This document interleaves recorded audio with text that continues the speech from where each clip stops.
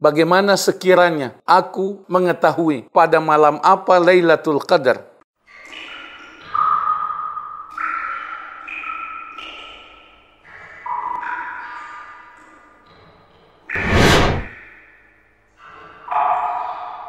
An Aisyah radhiyallahu anha qalat, dari Aisyah semoga Allah meridai beliau meriwayatkan, qultu ya Rasulullah, saya pernah mengatakan, ya Rasulullah, ara'aita in alimtu ayya lailatin Lailatul Qadar.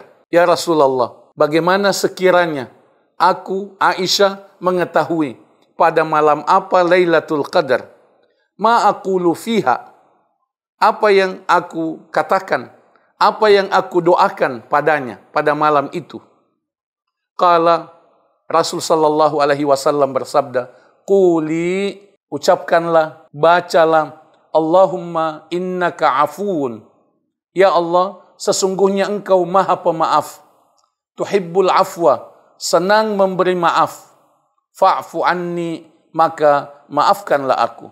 Hadis ini diriwayatkan oleh Al-Imam Ahmad, rawahu Ahmad wa ashabus sunan, dan semua penulis kitab sunan, wa sahhahahu Al-Albani, dan dinilai sahih oleh Syekh Al-Albani. Hadis yang mulia ini mengajarkan kepada kita doa yang dianjurkan untuk kita baca dan kita ulang-ulangi sepenuh penghayatan pada malam-malam yang kita harapkan sebagai Lailatul Qadar. Malam-malam yang kita bersangka baik bahwa itu adalah Lailatul Qadar. Sangat baik untuk kita ulang-ulangi dan kita perbanyak pada 10 hari terakhir dari bulan mulia Ramadan. Doa itu adalah Allahumma innaka afuun tuhibbul afwa fa'fu anni. Ya Allah, engkau senang memberi maaf, engkau maha pemaaf, senang memberi maaf, maka maafkanlah aku. Engkau maha pemaaf, pujian kepada Allah tabaraka wa ta'ala. Senang memberi maaf, pujian, sanjungan kepada Allah tabaraka wa ta'ala.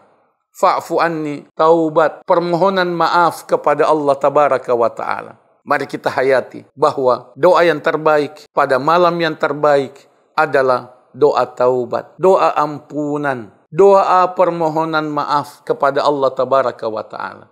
Mari kita hayati doa ini dengan taubat yang sungguh-sungguh, permohonan maaf yang sungguh-sungguh, penyesalan atas semua dosa, dosa besar dan dosa kecil yang telah kita lakukan selama ini.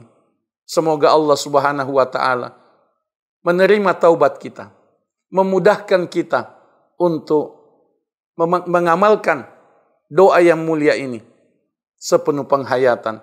Semoga Allah Subhanahu wa ta'ala memberkahi semua nikmatnya kepada kita semua. Allahumma amin.